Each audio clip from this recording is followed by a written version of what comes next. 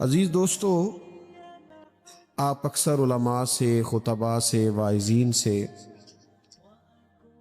نبی کریم صلی اللہ تعالی علیہ وسلم کی تشریف آوری سے قبل کے جو حالات ہیں وہ سنتے رہتے ہیں۔ بچیاں زندہ درگور ہوتی تھیں، عورتوں پہ ظلم ہوتا تھا۔ بیٹا میری طرف دیکھو، اللہ آپ کو سلامت رکھے۔ پہلے عرض کیا ہے بہت زیادہ آداب ہیں، آپ تو اچھے لوگ ہیں، آپ توجہ رکھیں بات۔ بچیاں زندہ درگور ہوتی ہیں، خواتین پر ظلم ہوتا ہے، انسانوں کی منڈیاں لگتی ہیں، لوگ بکتے ہیں۔ پھر سب سے بڑا مسئلہ ان کے عقائد کے بگاڑ کا تھا۔ وہ بتوں کی پوجا کرتے، مختلف قسم کی اوہام پرستیوں کا شکار رہتے، سارے کپڑے اتار کے بیت اللہ شریف کا طواف کرتے، قربانیاں کرتے تو پھر ان کا خون بیت اللہ شریف کی دیواروں سے ملتے۔ بے پناہ خرابیاں، کوتاہیاں اور کمزوریاں عرب کے معاشرے میں پائی جاتی تھی، اور ہر آزمائش، ہر پریشانی، ہر دکھ اس قابل تھا کہ اس کا فوری مداوع کیا جائے۔ اب اگر عورتیں ظلم سہ رہی ہیں تو وہ تو سسک رہی ہیں، جلدی سے ہمارے حقوق ادا کیے جائیں۔ اگر غلاموں پہ ظلم ہے تو غلام تڑپ رہے ہیں کہ ہمیں اس غلامی سے نجات دلائی جائے۔ پھر عقائد کا بگاڑ ویسے ہی انسان کو بہت ساری آزمائشوں میں ڈال دیتا ہے۔ تو اتنے کٹھن حالات تھے اور ہر عنوان ہی اس قابل تھا کہ اس پر توجہ دی جائے، لیکن صدیوں کے بعد آسمان کا جو زمین سے پہلا رابطہ ہوا اور غار حرا میں جو پہلی وحی نازل ہوئی، آپ بظاہر دیکھیں تو ان سارے موضوعات پر کسی پر بھی وہ کلام نہیں کرتی۔ نہ اس میں بظاہر عقیدہ توحید کی بات ہے، نہ عورتوں کے حقوق کی بات ہے، نہ بظاہر اس میں غلاموں کی داد رسی کی بات ہے۔ پھر سمجھیے آپ، صدیوں سے لوگ آزمائش اور پریشانی میں ہیں، لیکن جو پہلی وحی آتی ہے نا، اس میں ان میں سے کوئی بات ڈسکس نہیں ہوتی، بلکہ فرمایا اقرا، پڑھو، اقرا بسم ربک الذی خلق، پڑھو اپنے رب کا نام لے کر جس نے پیدا کیا ہے، پڑھو۔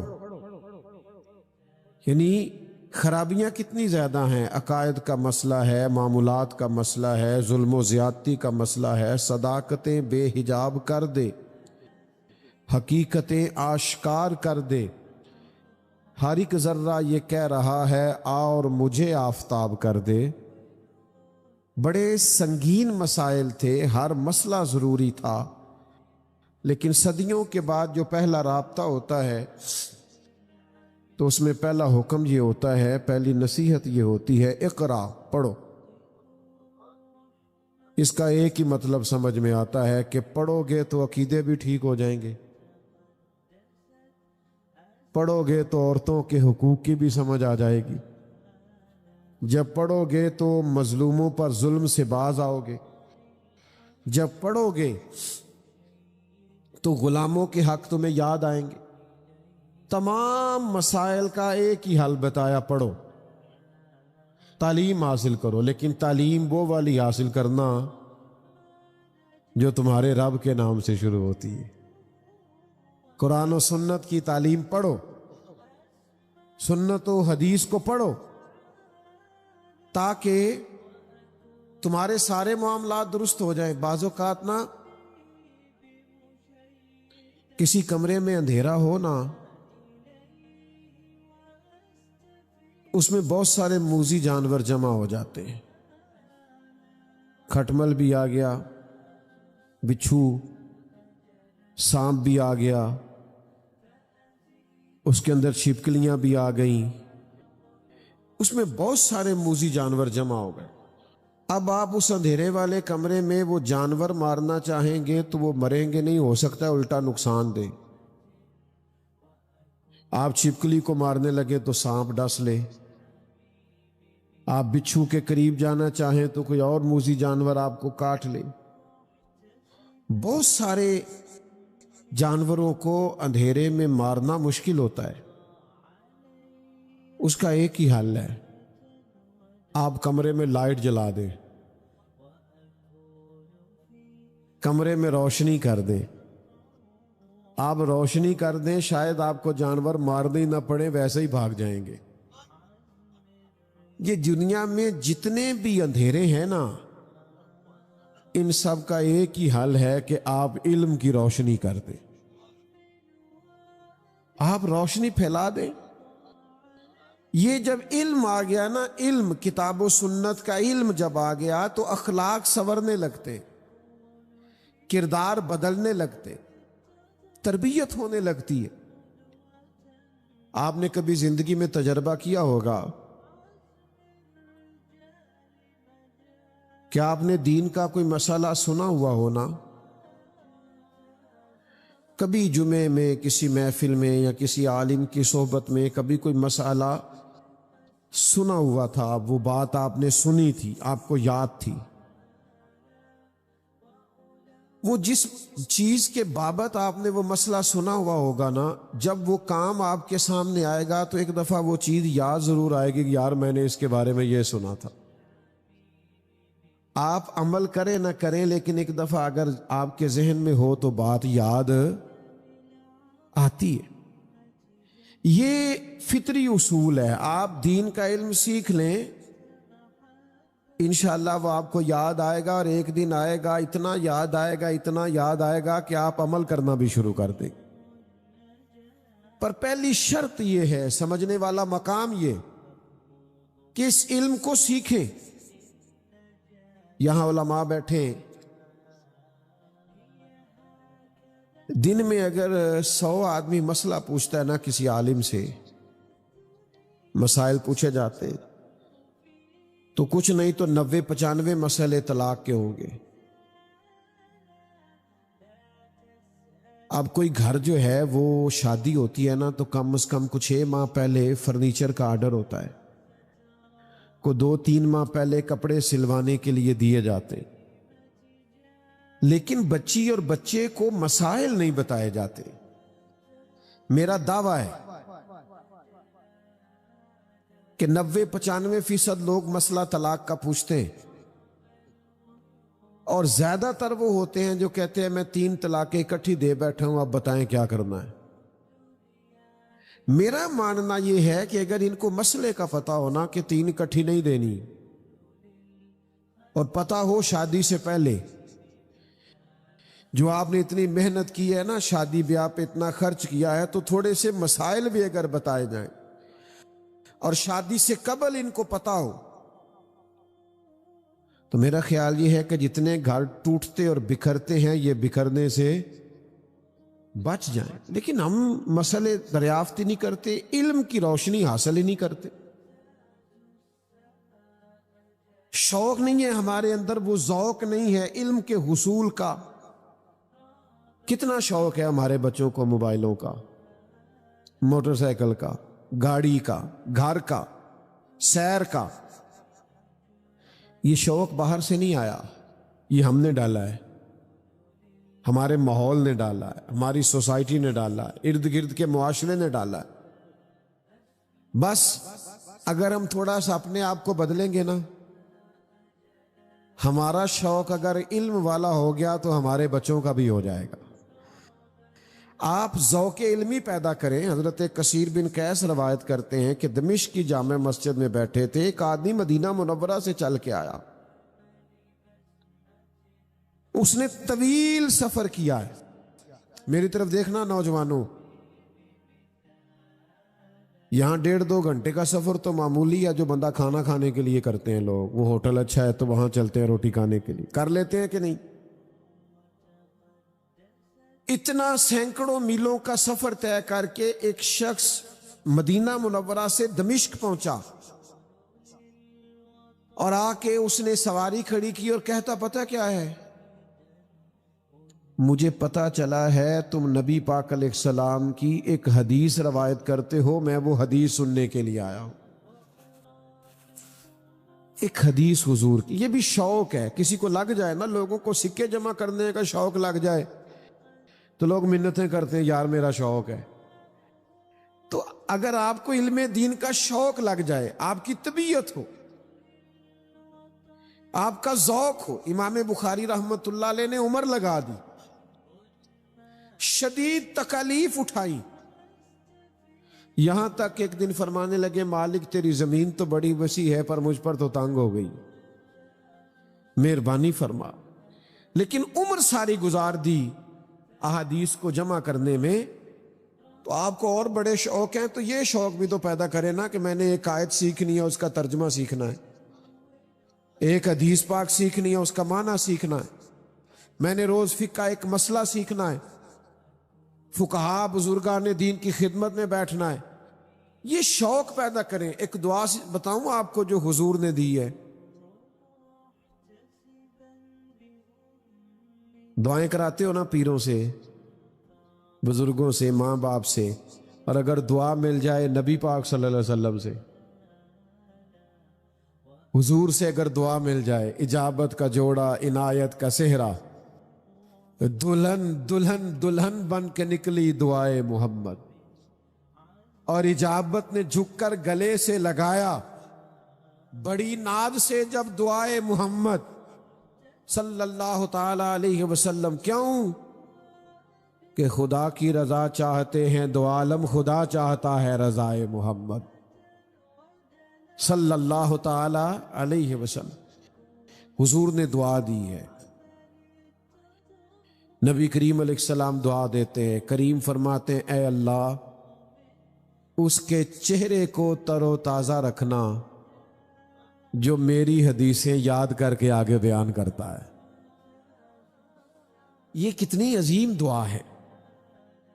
تو علم دین کا شوق پیدا کریں، آپ کی طبیعت میں ہو کہ میں نے دین کا علم حاصل کرنا، اور کرنا کس لیے، یہ بڑا بنیادی مسئلہ ہے۔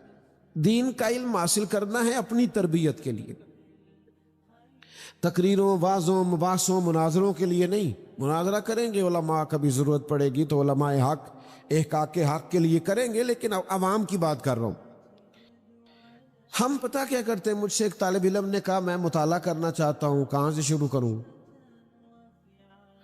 میں نے کہا آپ تو مطالعہ اس لیے کرنا چاہتے ہیں کر کے تقریریں کریں، جمعے پڑھائیں، تو وہ تو نہیں ہوتا۔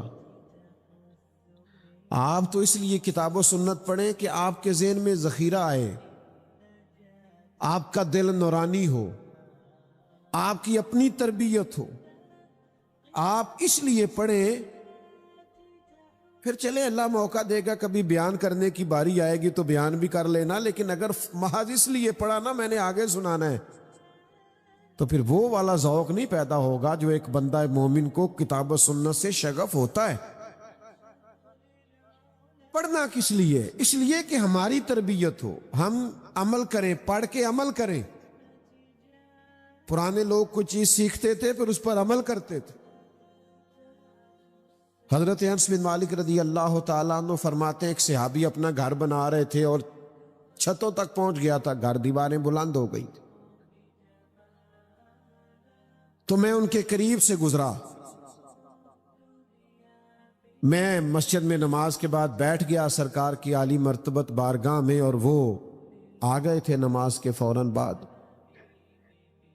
میں ان کے قریب سے گزرا تو السلام علیکم کہا، تو وہ مجھ سے فرمانے لگے کہ آپ مسجد میں بیٹھ گئے تھے، میں تو آ گیا تھا، کوئی نئی آیت تو نہیں نازل ہوئی؟ تو میں نے کہا ایک آیت میں سن کے آیا ہوں نا۔ کہا وہ کون سی؟ فرمایا اللہ فرماتا ہے اقترب للناس حسابهم وهم فی غفلۃ معرضون، لوگوں کے حساب کا وقت قریب آ گیا ہے اور وہ ابھی بھی غفلت میں منہ پھیرے ہوئے۔ فرماتے میں نے انہیں آیت سنائی، اور میں آگے گزر گیا، مجھے پیچھے سے کچھ گرنے کی آواز آئی، میں نے پلٹ کے دیکھا تو وہ دیوار سے چھلانگ لگا کے نیچے آ گئے تھے۔ میں واپس ہوا، میں نے ان سے کہا مکان نہیں بنانا، کہنے لگے آپ نے تو کہا ہے قیامت کا حساب کا وقت قریب آ گیا ہے، ابھی آپ نے آیت سنائی ہے تو میں اب آخرت کی تیاری کروں گا۔ تو وہ جو سنتے تھے وہ ان پر اثر انداز ہوتا تھا، عمل کرتے تھے۔ لن تنالوا البر حتى تنفقوا مما تحبون، جب یہ آیت نازل ہوئی کہ تم ہرگز بھلائی کو نہیں پہنچ سکتے جب تک اپنی پیاری چیز خرچ نہ کرو، تو جس صحابی کو گھوڑا پیارا تھا وہ گھوڑا لے کے آ گئے، جن کو باغ پیارا تھا انہوں نے وہ باغ پیش کر دیا، اور کہیں کسی بزرگ کو شکر سے پیار تھا تو وہ شکر کی بوریاں خیرات کرنے لگے۔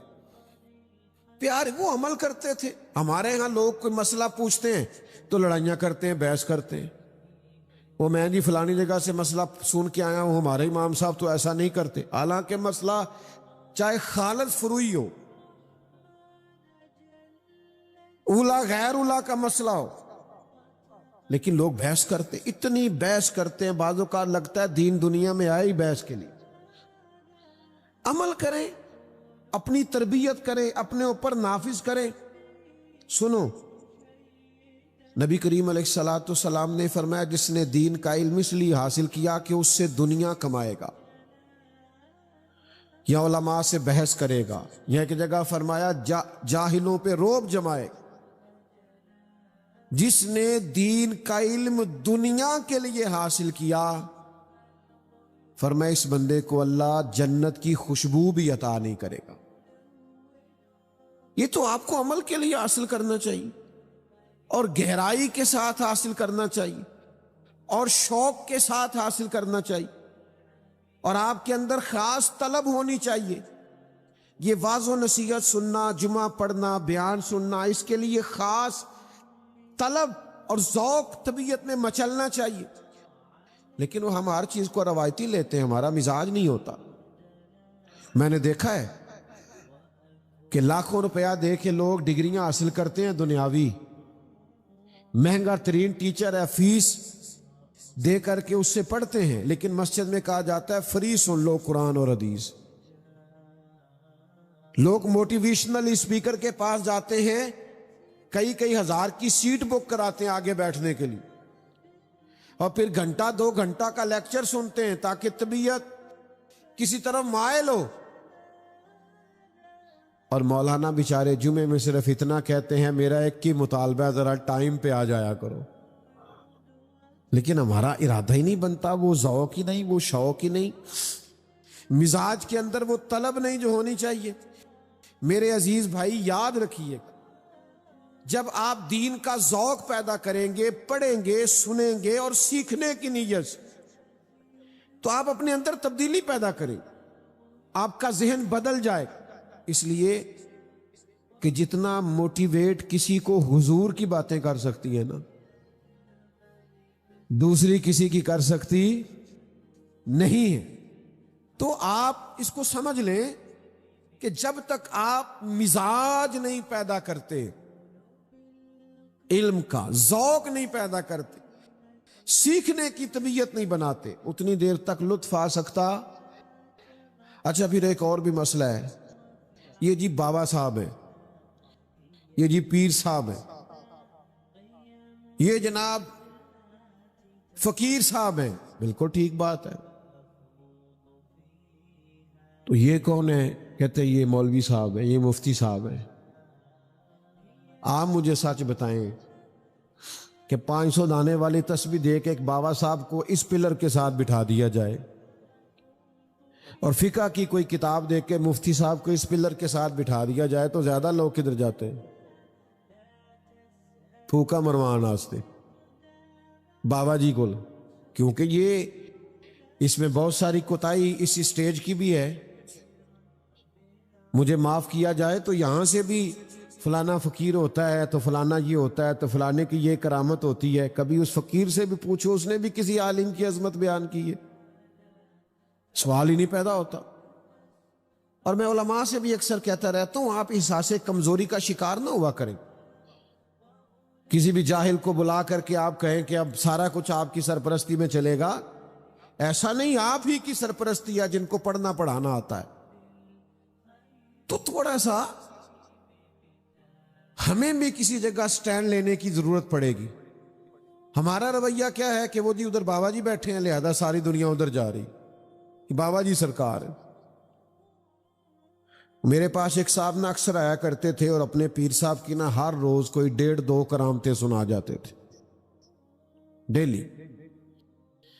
تو بڑا مسئلہ ہوتا ہے، یہ آپ کہہ بھی نہیں سکتے، اخلاق بھی اجازت نہیں دیتا.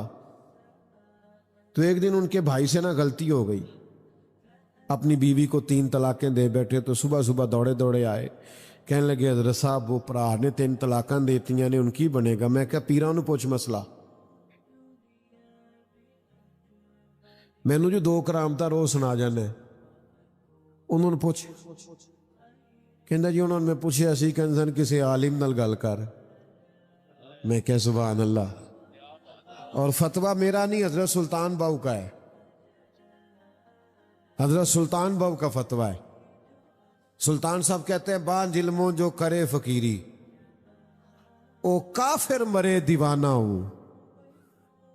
کافر مرے، حالانکہ بڑا ڈاڈا فتویٰ دیتا ہے سلطان صاحب، سیدھا کافر ہی آختہ نے، نہ گمراہ نہ کچھ اور، سیدھا کافر ہی. بانجھ علموں جو کرے فقیری، وہ کسی اردو کے شاعر نے کہا تھا علم ہی نہیں جب تم میں تو عمل کیا ہوگا، جس خیاباں میں شجر ہی نہیں وہاں پھل کیا ہوگا. پہلے درخت تو لگا لو، پھل پہلے علم تو سیکھو پھر ہی عمل کرنا آئے گا. تو میں نے کہا پیر صاحب سے پوچھ کرنے لگے، وہ کہہ رہے تھے کسی عالم سے بات کرنا. میں نے کہا کمال نہیں ہو گئی، کرامتیں ساری ان کی ہیں اور پتہ ان کو چھوٹے سے مسئلے کا بھی نہیں ہے. اور یہ زیادہ تر جاہل پیروں کی کرامتیں زیادہ ہوتی ہیں. اس کی وجہ یہ ان سے کسی نے سوال ہی نہیں کرنا. عالم تو کوئی ذرا بھی بات کر دے تو لوگ کہتے ہیں دلیل دو بھائی، اور بنتی بھی ہے پوچھنا اس لیے کہ وہ ظاہر ہے بات کر رہے ہیں. تو عالم سے لوگ سوال کرتے ہیں اس لیے، کوئی عالم پیر ہونا، پیر بھی ہو عالم بھی ہو تو کرامتیں تھوڑی ہوتی، کیونکہ کوئی دلیل سے بات کرنی ہے اور جاہل نے دلیل ہی کوئی نہیں دینی.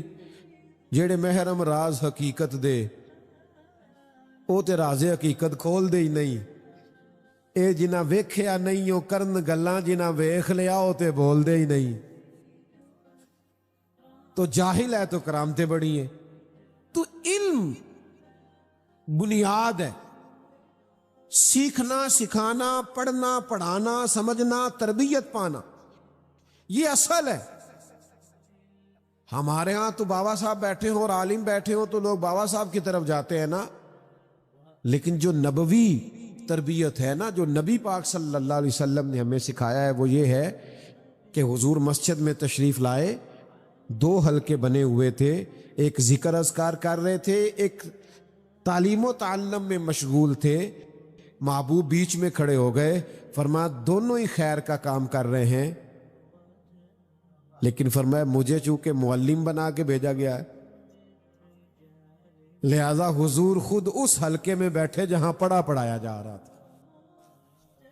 تو یہ آج جو سوچیں پیدا ہوئی ہیں نا کہ ہم نے ادھر جانا ہے، یہ سوچیں درست نہیں ہیں. آج تو میرے بھائی جو تھوڑا سا تعاون کرتا ہے نا کسی مسجد مدرسے میں، اس کو محتمم صاحب کو سر پہ بٹھانا پڑتا ہے تب گزارا ہوتا ہے. استاد پڑھنے پڑھانے والا کہیں سائیڈ پہ بھی بیٹھ جائے تو کام چل جاتا ہے، لیکن 100 خوش آمدیں کرنی پڑتی ہیں لوگوں کو معاذ اللہ. پھر جا کے ادارے چلتے. کیوں؟ ہم علم کے سپورٹر ہی نہیں، ہمارا مزاج ہی نہیں، طبیعت نہیں. اپنے بچوں کو سکھائیں، شوق پیدا کریں. اور میں آپ سے گزارش کروں گا خود بھی پڑھا کریں، خود بھی آیا کریں، سیکھا کریں. لوگ آتے ہیں نا مدارس میں بچے داخل کرانے، تو مجھے تو تجربہ ہوتا رہتا ہے، باقی علماء کو بھی اور مدارس سے وابستہ لوگوں کو بھی تجربہ ہوگا. وہ آ کے کہتے ہیں یہ ہمارا بچہ داخل کر لے، ہماری بخشش کا سبب بن جائے گا. تو میں کہتا ہوں ابھی آپ کی 35 سال عمر ہے، آپ خود اپنی بخشش کے لیے کوشش کیوں نہیں کرتے؟ آپ خود آئے نا بھائی، آپ خود پڑھیں، آپ کو کیا مسئلہ ہے؟ آپ نے اس پہ تکیہ لگا لیا ہے، آپ آ جائیں خود پڑھیں۔ 40 سال عمر ہوئی، ایک صاحب مجھے کہنے لگے زبان موٹی ہو گئی ہے، 40-45 سال عمر ہو گئی، اب پڑھنا تلفظ ٹھیک کرنا مشکل ہو گیا ہے۔ تو میں نے کہا یہ کل موبائل آیا ہے، سب کو واٹس ایپ کرنا آ گیا ہے، سٹیٹس لگانا آ گیا ہے۔ پہلے ہم دفتروں میں جاتے تھے نا، کبھی پٹواری کے پاس یا کسی دفتر میں، تو اوپر سے بڑے بڑے وہ رجسٹر اتارتے تھے، جب اتارتے تھے تو گرد بھی سروں پہ پڑتی تھی۔ تو پھر کمپیوٹر آ گیا، تو میرا خیال ہے سارے سرکاری ملازموں نے نوکریاں چھوڑ دی ہوں گی کہ ہم سے نہیں کمپیوٹر سیکھا جاتا، چھوڑ دی۔ کیا کیا ہے؟ اللہ تہاڈا بھلا کرے۔ تو اگر 40-45 ہزار کی نوکری بچانے کے لیے کمپیوٹر سیکھا جا سکتا ہے نا، تو قبر اشر بچانے کے لیے قرآن بھی سیکھا جا سکتا ہے۔ جی ہاں، اگر تھوڑی سی نوکری بچانے کے لیے، تنخواہ بچانے کے لیے کمپیوٹر سیکھ سکتے ہو، کورسز کر سکتے ہو، تو آخرت بچانے کے لیے قرآن بھی سیکھو، اور کمال سیکھو، اور خوب سیکھو۔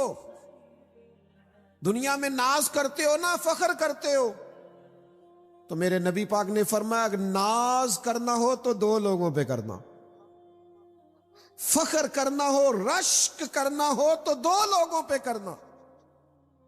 یا رسول اللہ صلی اللہ علیہ وسلم کس کس پر؟ فرمایا ایک جسے اللہ مال دے، وہ صبح بھی رب کی راہ میں خرچ کرے، شام بھی اللہ کے راستے میں خرچ کرے، اور فرمایا دوسرا جسے اللہ قرآن و سنت کا علم دے، وہ صبح بھی لوگوں کو سکھائے، شام بھی لوگوں کو سکھائے۔ فرمایا ناز کرو اس پر، ناز، فخر کرو۔ میرے دوستو، علم دین کو پڑھیے، علم دین سے وابستہ ہو جائیے، اور آخری بات آپ سے پتہ کیا کرنی ہے؟ مدارس کو اور دینی لوگوں کو سپورٹ کیا کریں۔ چندے کا اعلان نہیں کرنے لگا، اگرچہ وہ بھی آپ کو مدارس کے ساتھ ضرور شامل ہونا چاہیے، لیکن ہمارے ہاں نا اتنا چندہ نہیں دیتے جتنی لوگ مخالفت کرتے ہیں۔ بھئی ابھی محفل ختم نہیں ہوئی، آپ اٹھ کے جا رہے ہیں، پیچھے سے چند لوگ۔ ہمیں تو سوچا تھا کہ آپ کا بڑا پیار ہے ہم سے، آپ تشریف رکھیں جلدی سے۔ آپ ڈر گئے کہ پتہ نہیں مفتی صاحب مجھے چندے کا کہا ہے تو میں چندے کا اعلان کرنے لگا ہوں۔ مجھے نہیں اندازہ صاحب اتنا ڈرتے ہیں۔ ڈرے نہیں، مجھے نہیں کہا انہوں نے، نہ میں کرنے لگا ہوں۔ میں تو ایک اپنے دل کی بات آپ سے شیئر کرنے لگا ہوں کہ آپ اداروں کے ساتھ تعاون کریں، بھلا کون سا؟ اخلاقی تعاون کریں، اخلاقی تعاون کریں، اداروں کو سپورٹ کریں۔ آج کسی چوک میں جا کے، چوراہے میں جا کے کہہ دینا کہ یار آج بڑا مزہ آیا، وہاں اتنے بچوں کی دستار ہوئی ہے۔ 2 4 5 لوگ جو نہیں آئی ان کو بتانا نا، جا کے سپورٹ کرو نا اپنے مدارس کو۔ آپ تھوڑا تھوڑا شاباشی کا مزاج بناؤ نا، آپ کبھی خود آؤ نا ادارے میں۔ یہ لوگ جو بیچارے اپنی مدد آپ کے تحت سادی بلڈنگوں میں بیٹھ کر کتاب و سنت کی ترویج کر رہے ہیں، تو آپ ان بہادر لوگوں کو اخلاقی سپورٹ تو کریں نا، اتنا تو کریں نا کہ کم از کم جو بلا وجہ ضد بنائے بیٹھے ہیں، مخالفتیں کرتے ہیں، ان کو تو سمجھائیں نا۔ میں نے دیکھا ہے اساتذہ بڑی محنت کرتے ہیں۔ یہ حفظ یہاں ہوا ہے نا، حفظ کا استاد فجر سے 2-1.5 گھنٹہ پہلے اٹھتا ہے، ایک کلاس فجر سے پہلے لگتی ہے، فجر کے بعد لگتی ہے، ناشتے کے بعد لگتی ہے، 11 بجے تک لگتی ہے، زور سے عصر لگتی ہے، مغرب سے عشاء لگتی۔